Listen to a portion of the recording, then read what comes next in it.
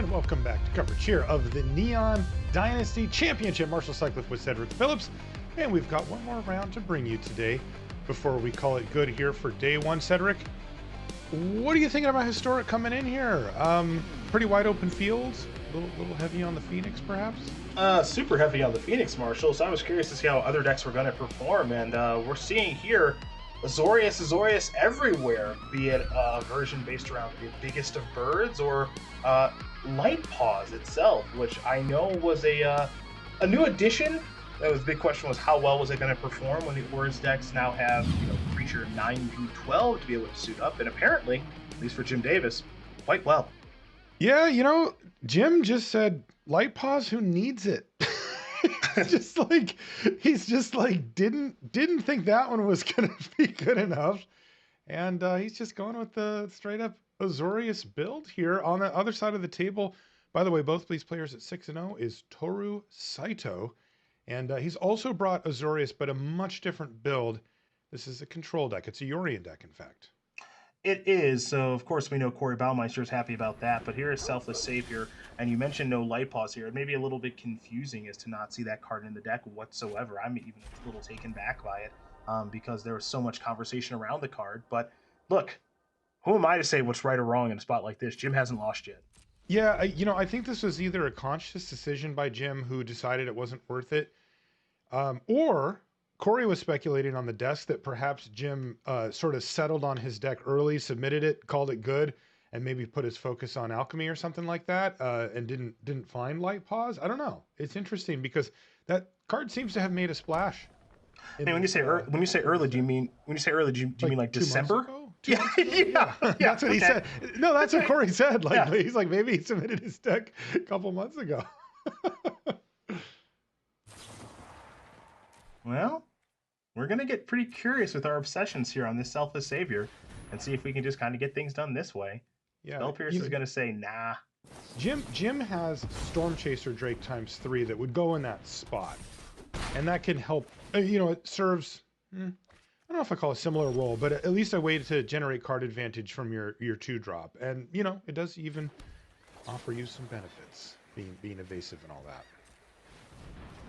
Well, this Archmage's Charm says, yoink, I'll take one of those. Thank you very much. This Selfless Savior belongs to me. No target, so it just gets sent over, and yeah, it's even suited up. How kind. Yeah, this could get a touch awkward. Curious obsession on your own Selfless Savior. Thank you. A little bit of a dog napping here. Gonna see if Jim can come back from this. That's actually just a blowout. All right, that's the only good news, is that the Curious Obsession falls off. It's gonna go away, because Jim didn't attack with anything, because he still actually controls the Curious Obsession itself. Correct. So that could have gone a lot worse there for Jim, but yes, end of the day, things are mostly okay. He is kind of what I'll say. He is kind of doing his game plan pretty well right now, which is play a threat, have ways to protect the threat up. Then if I get the opportunity to untap, suit up the threat a little bit. So you see Sentinel Eyes coming next turn with Spell Piercing, Karametra's Blessing at the ready to kind of protect the Spirit Dancer. So all is not lost. That Archmage's Charm is, I guess I'll call it a minor inconvenience. Yeah, I mean, it still ends up being like a 3-for-1, right? Like you basically kill 2 of their things and get 1 back on your side. Even if it isn't the end of the world, it's still a major setback. Yeah. There's another aura. What do you think Jim's listening to? I am curious. What do you think? I need to watch him jam out for a little longer. I'll come up with it, though. Because he's bopping to something. No one moves their head that much without listening to something. Definitely. He's got the rock face. Like, he's definitely doing it. Yeah, he's in a band. You got a theory? What's your theory? Some sort of guitar / drums going on there. Oh, for sure. I can lock that in.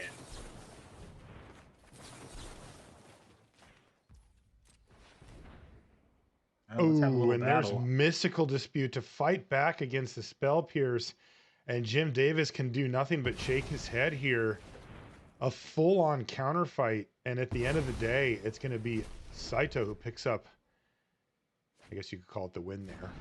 Yeah, gonna win that exchange. You see Jim a little frustrated that exchange not going his way, and understandably so. Can't even get Luris this turn. Mystical No. Dispute is it really fun card because it just feels like, man, this thing is just messing things up all the time. Even against decks that aren't even blue, you're just like hardcast Mystical Dispute. And you're like, are you serious? Right. Really? Against like a You green know, creature? it's extra tough too because this is a Yorion deck. He has one. Yeah, there it is. See? Just the cold one of it, an 80 card deck. Yep. Jim's got to be like, really? Like, really? You had that? Come on. Yeah, it just can be intensely frustrating. Absolutely. Jim's in battle mode though. He shook that off pretty quickly and now is back to focusing.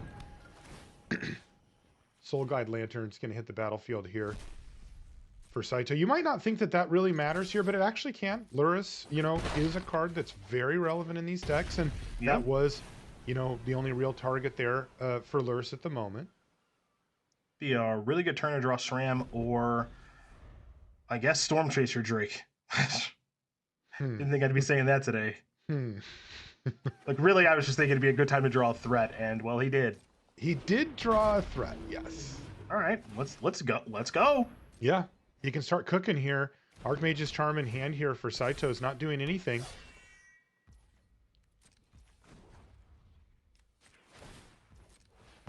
And Blessing at the ready. Yeah, so you might as well just cash in that Soul Guy Lantern. Ain't really doing much else right now. That's right. Jwari Disruption. It's just going to be played as a land here.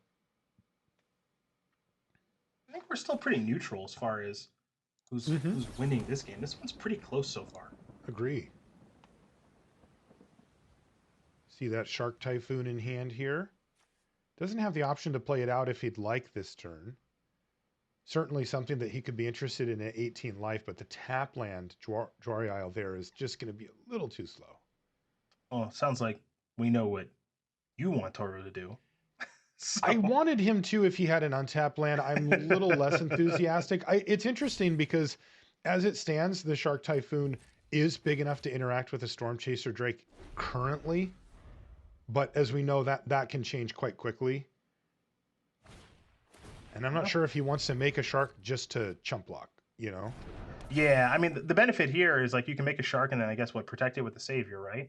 Mm-hmm. You can. Yeah, so there is that little if it's big enough to tussle properly, right? Like now it would be, but it's so close to not. An annoyance here, perhaps for Saito going down the road. Yeah, I guess. Yeah, this works, right? Yeah, we can't forget too that this Storm Chaser Drake does have first strike. Mm-hmm. That matters right now too. So. But the option on make a shark, protect it with savior is still there, right? Mm-hmm. So. I guess this shark can go after this token, this 1/1. There you go. Yeah. Yep. What did he find? Glacial Fortress? Mm-hmm. Probably not good enough. And now Luris is back in the grip, so Jim is exhausting most of his resources now. Portable Hole, hello. This is bad news for Jim Davis. That was some business. Yep. Yeah, this is the benefit to cycling the Shark Typhoon. It got him one card closer to this Portable Hole that he really kind of needed. Mm-hmm. Karametra's Blessing, taking a look at that for Jim Davis. At the very least, he'll get to draw a card here, because I wouldn't be surprised to see Archmage's Charm maybe counter this Blessing. Yeah. Yeah, it does look like this is the fight. And Jim shakes his head once again. He has had two major clashes with Saito this game, and he's lost both. But interestingly, again, this isn't like the end of the world because you have Luris in your hand. Your opponent, not tapped out, but you have Luris in your hand. You've got good cards to get back in the graveyard. You have Esper Sentinel on the battlefield, which is something that you benefit from making it larger because of the text on the card. So, look, this is kind of Jim's final big punch, right? Yes. Your Luris turn of trying to do things this way. And I mean, this isn't the worst spot to be in. It's not my favorite spot, but it's not the worst spot. Not by any stretch. Yeah, it was more like punch, counter punch. He got knocked back. Same thing happened again. But now he's swinging big. Jim Davis is saying, look, I just resolved Luris of the Dream Den. I've got 3 different things in my yard to get rolling. Now, We'll note here he does not have any way to generate card advantage off of these at the moment. But still, this is a big swing, especially when Saito's just out of gas now. Yeah, now the question is which aura do you want to get back from the graveyard? Do you want to go Curious? Do you want to go Cartouche? Sentinel's Eyes? You've got some options here. You have a Cartouche of Solidarity in your hand as well. Clock is kind of ticking on this decision a little bit here for Davis, but he does have 2 timeouts to work with, while Toru is sitting pretty comfortably at this stage. Just, whatever happens, happens.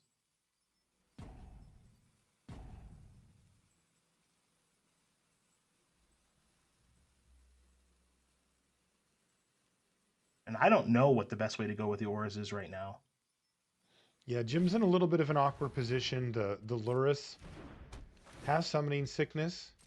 So there's only so much he can do there. So he's going to cast the Cartouche with the Lurrus and then just get back the Sentinel's Eyes. That will unlock an attack right now.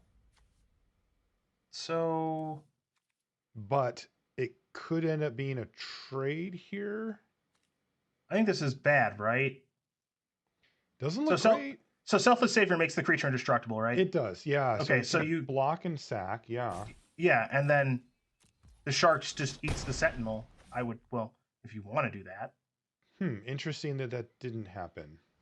Yeah, I'm with you there. So that leads me to believe that Toru thinks that Jim has something that he doesn't, or maybe is missing that interaction. I'm not sure. Okay. Yeah, because especially having the Esper Sentinel still on the battlefield here is a real pain for Saito.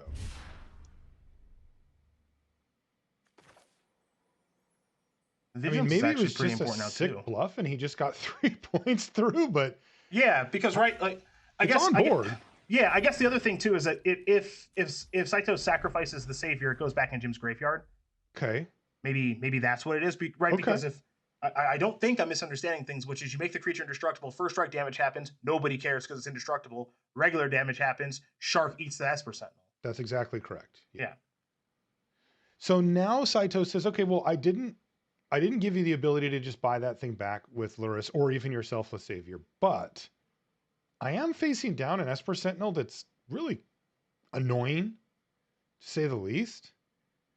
Curious Obsession also makes it big enough to get through. It's only getting more annoying right now, and the vigilance on this card again is huge because the Wandering Emperor would love to take care of that, but that's not going to happen. So, look, if you attacked last turn, you are getting in there again this turn, I think. Yeah. Now it's actually just a good attack because the Sentinel's a 4/4. Yep.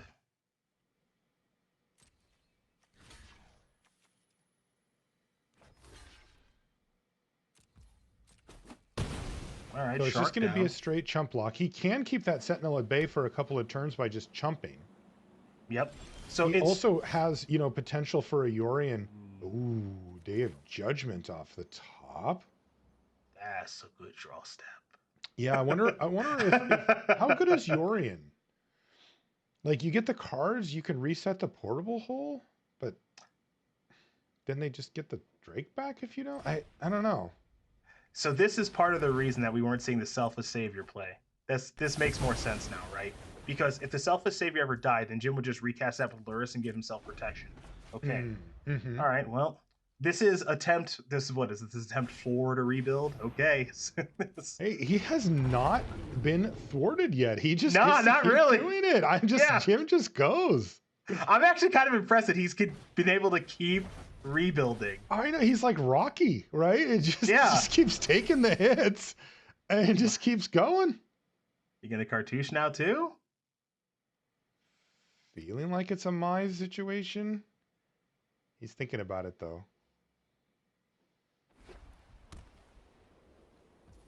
Looks like Gonna hold back. He's gonna wait, okay.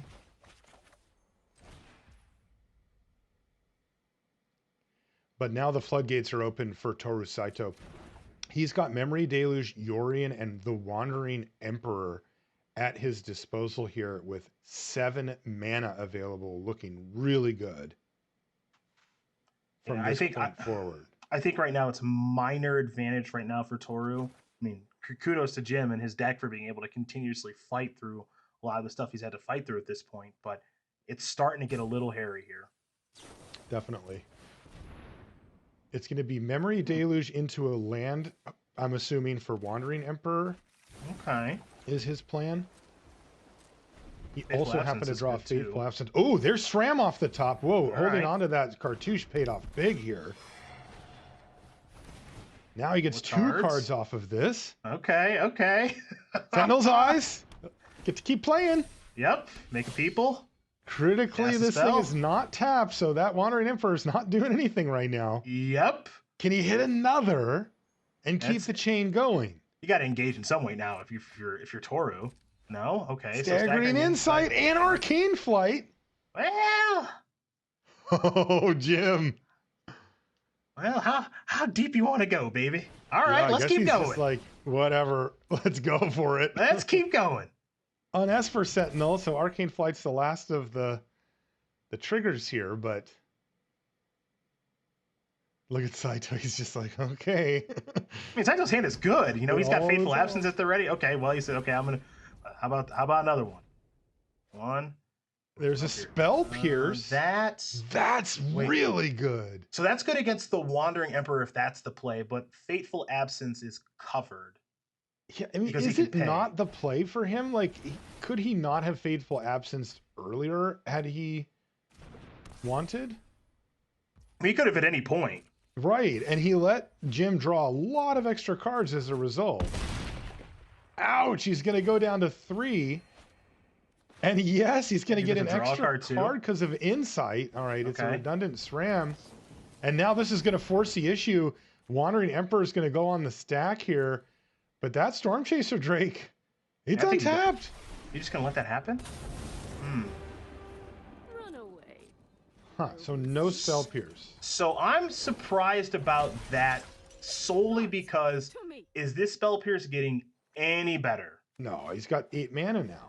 Right, and so that's why I'm a little surprised because now this thing's going to crank out some knuckleheads that are just going to kind of be in the way because let's assume that the flyer gets taken care of, right? However it gets taken care of, well, at least your ground pounders could get in a little bit of damage. Like I just don't think the Spell Pierce gets any better than it was right there. Boy, it's really playing with fire to let the Wandering Emperor hit the battlefield. We've seen that card turn around a lot of games. We'll see if it can happen again here because there's Portable Hole resetting a Storm Chaser Drake. Now, it replaces it with another one. Yep. But this one doesn't have, 7 auras on it. Well, there are some auras in the graveyard to be able to kick back, so there is that. March. Well, okay, so maybe Big Brain. Maybe Big Brain saving this Spell Pierce for a March or something. Who knows? Okay. All right, let's see what happens now. Second copy of Esper Sentinel into hand to go along with SRAM, Spell Pierce, and a whole bunch of lands here for Davis.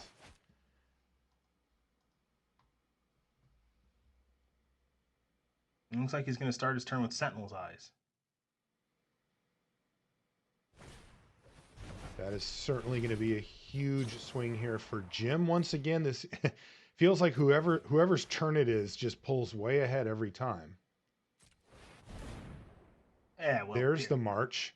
This is gas. This Spell Pierce, I think, is actually going to be good now. This is insane. Wow. Let him untap with 8 mana. He played another one, and he still just got full The Pierce value. is actually good. Oh my god. Incredible. Look at this hand now from Davis as well. He's got 9 cards in hand. And it ain't going to get smaller from here either. There's another Esper Sentinel. All right, so now the question is, does Jim have a way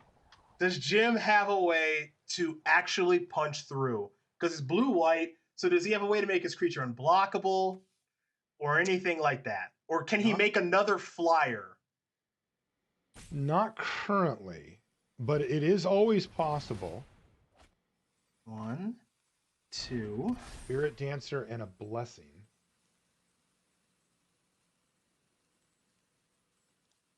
Let's switch that advantage bar now. Okay.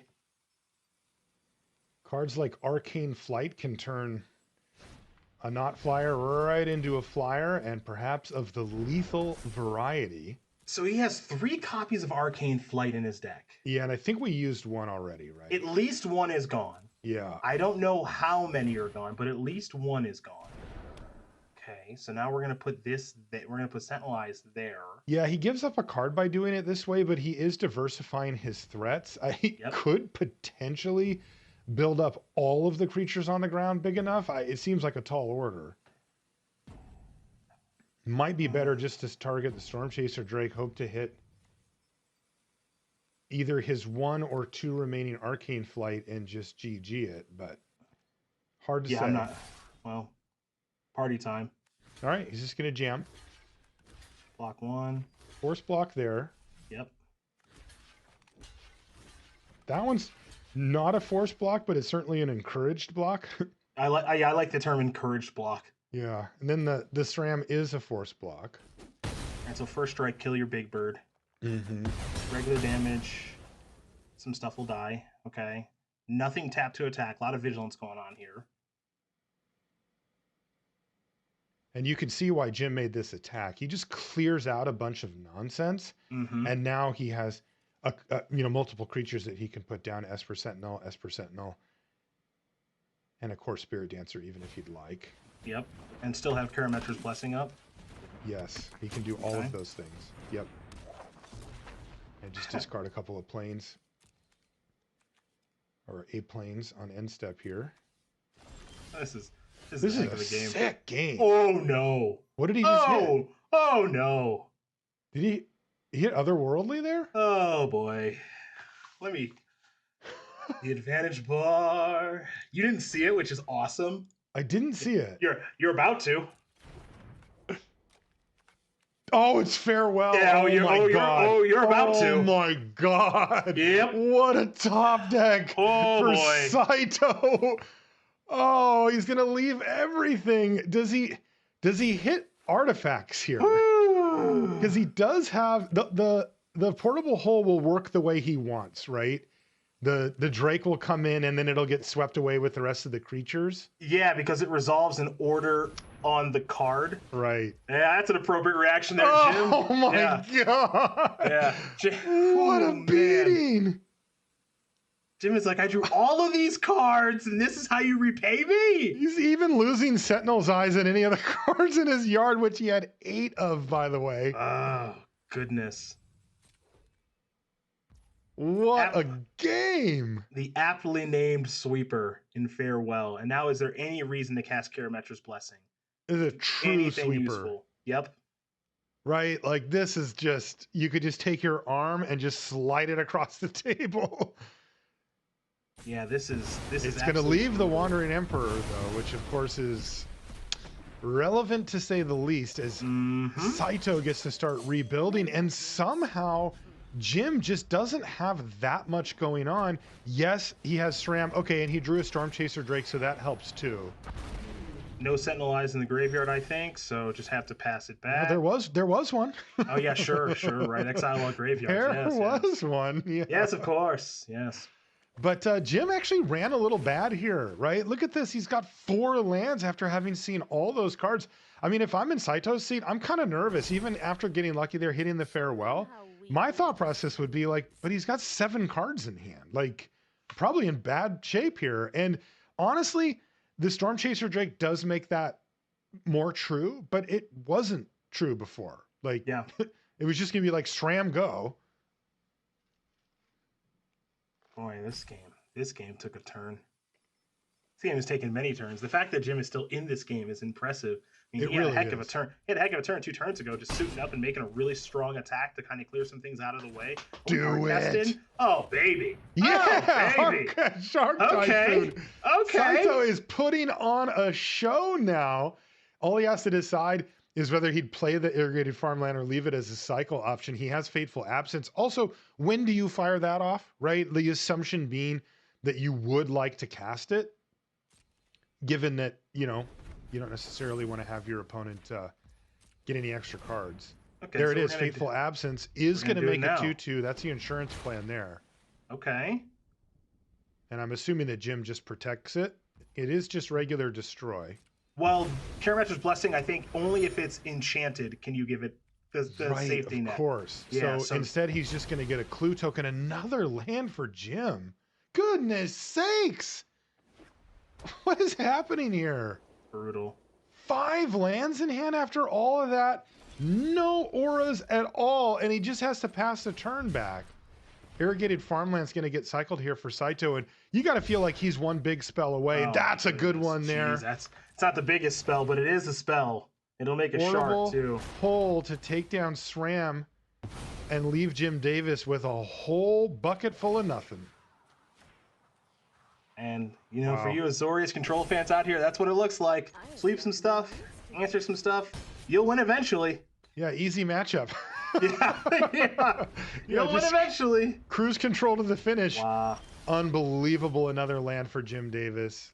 Jwari Disruption here for Saito. Doesn't look great, but any spell that he gets any chance to put on the stack are sharks at this point, so even that's fine.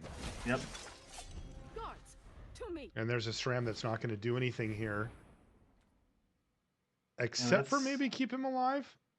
If maybe Saito for a disrupts turn. This, then it's 3, 4, 5, 6, 7. He actually will have lethal. We know that, but of course, all these cards in hand, you know, Saito may decide, nah.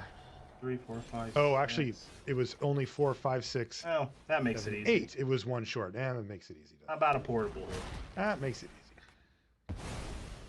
This is a heck of a game right here. Unbelievable game. Yeah. And, you know, I got to say, it's a real composure test for Jim.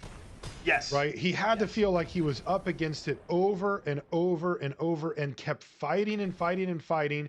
And then even with Farewell off the top to reset everything, he still had a chance to get back in that. He just needed to find an aura or maybe not find so many lands, and he couldn't do either. So Jim got what I like to call, he got 80 carded, which is, you know, your opponent. No, this isn't a 60 card deck. This is an 80 card deck. That means statistically the chances of them drawing the card they need to is simply lower, right? That's just math. I'm not a math scientist, but that's just math. There's 2 Farewells in there. 2. God. And got farewelled right out of the game. So I think your point is actually even more salient insofar as the mental aspect of the game right now. I remember all the way back to that mystical dispute. Yes. So frustrating. Younger version of me, I would be on full blown right now. I would be Table so flipping. mad. I would be so mad. I got 1 of disputed, 2 of farewelled from the 80 card deck. Okay, here's the scenario. Cedric is on his phone ordering a new keyboard because his old keyboard is no longer capable of ordering a keyboard anymore. Yeah, and I flooded with all my drawings. And he flooded. But you got to remember, this is all part of it. Okay? This is why we love the game. This is all part of Magic. So this is where the mental aspect of things comes in. And Jim, to his credit, looks relatively calm. You know, I'm 6-0. Yeah, I legitimately am. I'm 6-0. Oh, it took a lot to go wrong that game for me to lose. So let's just play another one. He just puts on another Bon Jovi song, starts bopping his head, and off he goes. Living on a prayer. Let's go. See how this opener looks for him. It's fine. Pretty good. Yeah. Yeah, I mean, it's got a creature. Dovin's Veto is pretty good in the matchup. On the other side, a little bit of a slow hand here for Saito. 4-drop, 4-drop, 5-drop, and then a conditional 3-drop. Maybe 1. Not really seeing how you ship it back, but on the draw, that's a slow hand. It is a slow hand. I think my best guess right now is both players are going to keep. Yeah, I would keep too. But... And if Saito draws an island, whoo boy, or a Hallowed Fountain, some sort of blue source to play Dispute on turn 1, it's going to be filthy. Because there's just, under almost all normal circumstances, you can't play around it, right? It's an 80 card deck with a 1 of. No. Like, what are you supposed to do, right? No. You're supposed to be like, oh no, he could have Mystical Dispute. I'm going to hold on to my 2-drop forever. Although, as we say that, both players mulligan. Look at this tight mulligan by both players. Jim, I'm really impressed. I think I would have kept that hand if I was Jim. If you're Toru, you mulligan that one because it was a little bit slow. And now this looks significantly worse because you got 2 day adjustments and no white mana. Yeah, you saw him sit back in his chair after he saw this hand. Oh, hands on the face. He hates this one. I think you got to. It's not all bad though. I would keep it. Oh wow. He shipped it. Yeah. See, I like the idea of Jwari disruption on 2 into Archmage's Charm or something, but If you're on the play, I'm with you. mm-hmm. But he's on the draw. Yeah. So the disruption is just going to be too slow, I think. Oh, it's definitely bad. Yeah, okay, all right. All right, Esper Sentinel off the top here, so he isn't able to deploy that on turn 1. A little awkward here for Jim, but he can still play SRAM Senior Edificer and then pass the turn back. There's that Mystical Dispute. Is it going to hit something here? Oh, oh, it could easily be Core Spirit Dancer into Obsession. Yeah, it really could be. But the good news for Jim is I don't think he really cares at that point. Just putting those type of cards on the stack gets the job done. Mold to 6, mold to 5. All right, we're going to go to Obsession instead. There it is. But he gets 2 cards out of the deal, and then even if it gets disputed, well, which it did not. Yeah. So it's going to be Omen of the Sea here, and it looks like Saito is more interested in perhaps digging for a sweeper or something. Yeah, which makes that Spell Pierce that Jim has found even more timely. 2 to the bottom, Castle Vantress into hand, and the other Mystical Dispute. He does have 3 more out of the sideboard. We're gonna see Jim. We're gonna see Jim move a little fast now. That Dovin's Veto, excuse me, makes everything so much easier for him, right? Because it's the ultimate safety net.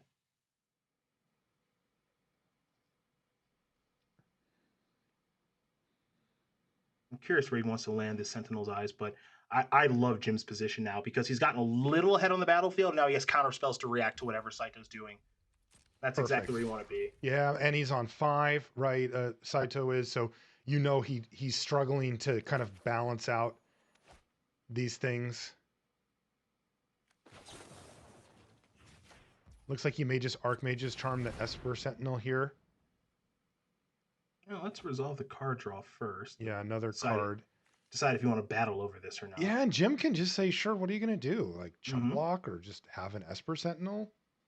Yeah, might as well use the Spell Pierce here. It's a good high leverage spot. He also may just be thinking, like, I'm going to close out this game. Like, I get another card, and I can apply a lot of pressure to you here. Yep. With this veto backup. There's a redundant SRAM, but Sentinel's Eyes on the Core Spirit Dancer is going to produce another 3 power, and that's going to be it. Yeah. That is going to be Saito saying, okay, I didn't have the tools to get the job done this time, and that's going to force a Game 3 decider. Now, these players started to battle here in game number 3, and we're going to join it in progress. And that's to make sure that we actually have enough time to bring you the whole thing.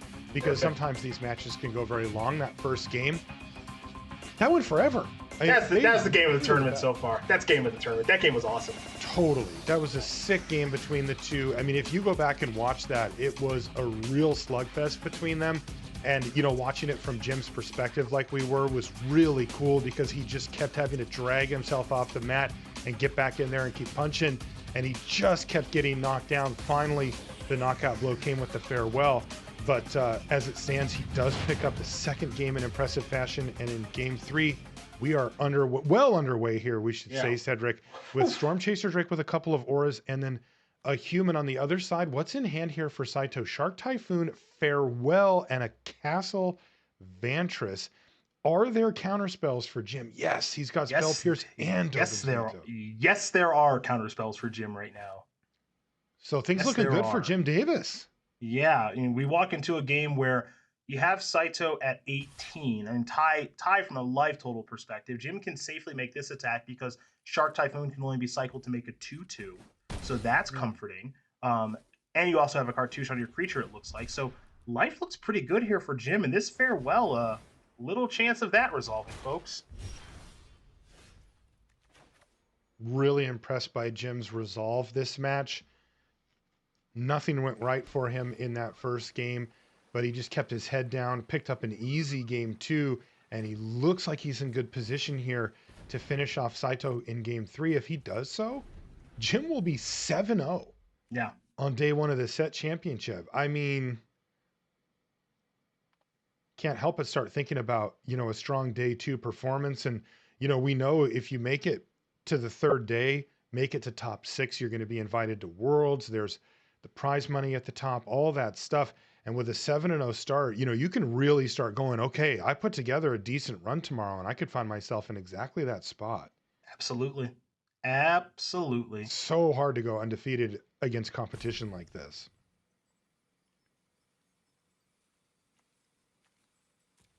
So how does Jim want to lead out? Because Jim can lead out with a Spirit Dancer type effect and then play Sentinelized and still have Dovin's Veto up. Mm-hmm.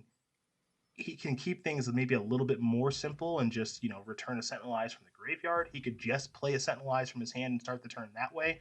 He's going to want to leave, I believe he's going to want to leave Dovin's Veto up no matter what he does, but it looks like he's just going to keep things extremely simple and say, just attack with my 4/3 first.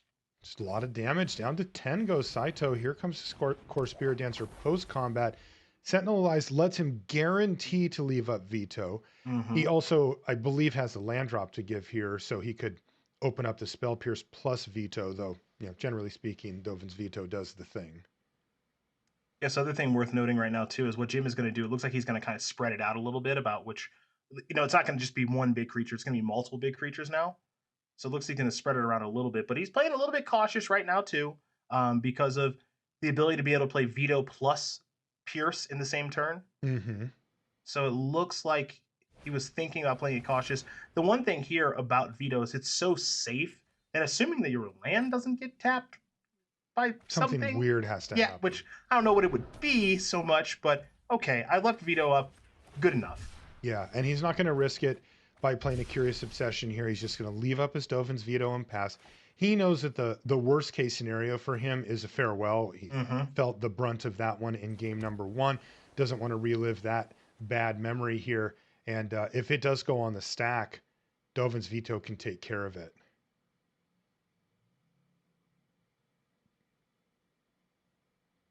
Jim very much ratcheting things towards the not greedy end of the spectrum, right? There's times when you're behind and you need to take risks. And then there's times when you're ahead and you can take a more middle ground line. And that's what he's done here. Yeah. When do you want to dial it up? When do you want to scale it back? That's something that the best aggressive players in the world have figured out over their time playing the game. And I think Jim has found a nice balance, at least over the course of this game, but really over most of the games that we've watched him play here.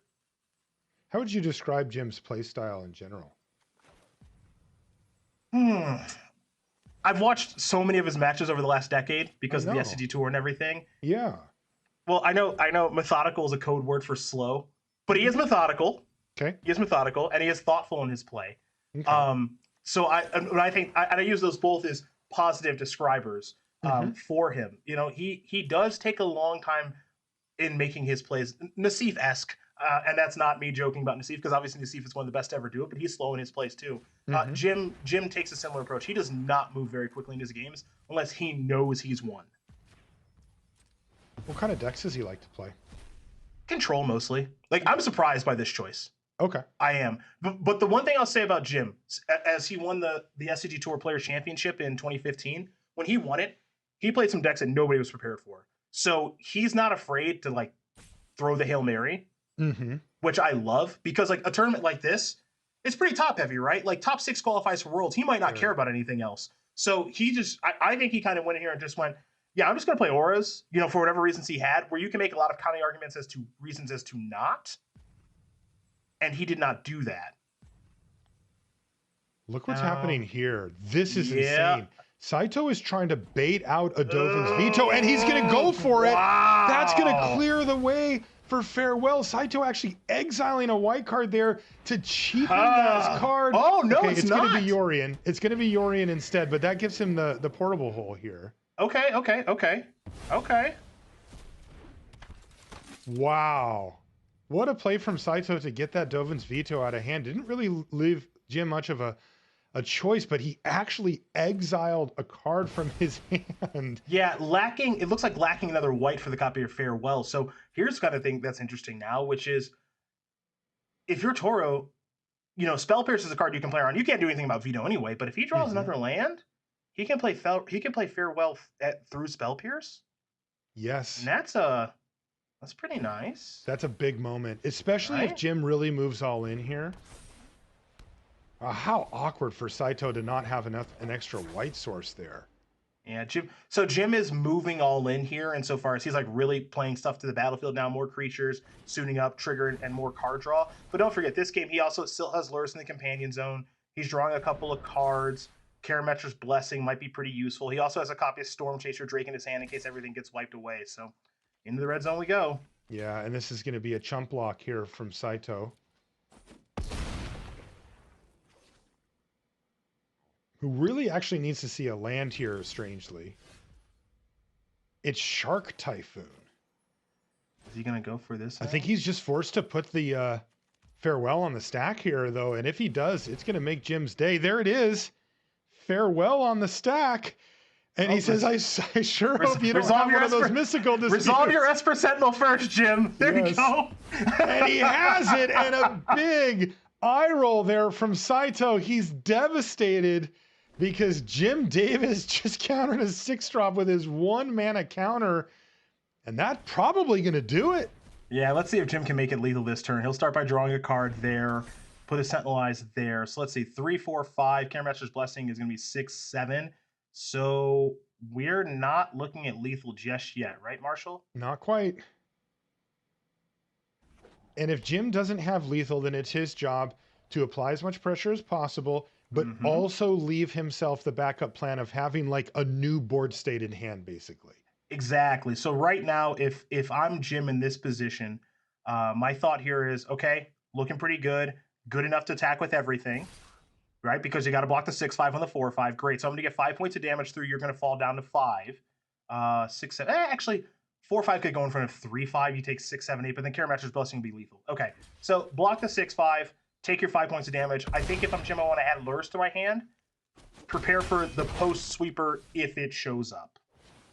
It has to be one of the other copy of Farewell. A Farewell, here, right? yeah. I mean, it's just, I'm not seeing Saito having really any other way to get back into this, even with Shark Typhoon giving him another chump blocker and a card. Jim's taking a look at his options. Again, he's thinking, okay, let's say that everything gets swept away. What does my board look like? What does my hand look like? And it is Omen of the Sea. But that's not going to be enough anyway, because he won't have 6 mana left over regardless. Yeah. Jim had to be in hold mode. Yeah, and Esper Sentinel is going to yield cards because Toru can't afford to pay for this right now. So he's got a handful of 6 cards right now and 7 after the draw step when we go back to Jim's turn. So, yeah. You know, I wouldn't be surprised if even a Farewell had been resolved this turn, if Jim would still be a favorite. Yeah. Look at his hand. Yeah, I agree. I agree with you. I really do. Fantastic hand, and that's it. Saito just has to pass the turn back with Memory Deluge and Shark Typhoon, but boy, is he facing a lot of heat here. Jim can decide. He's just deciding, okay, what if there's like a blocker, or what if there's 2 blockers somehow? Yeah, because he doesn't have to worry about a card like Settle the Wreckage. That's not a concern for Jim, thankfully. That's right. So, you know, it's just, okay, what could you have? Now it's Memory Deluge. Yeah, and now Jim, a little bit of a smile down there. Yep. No, and I got you. He earned this one. Jim Davis on 6-0 had to fight. He kept his mental composure. He got a quick win in game number 2, and he earned the game 3 victory. And Jim Davis improves to 7-0, defeating Saito there.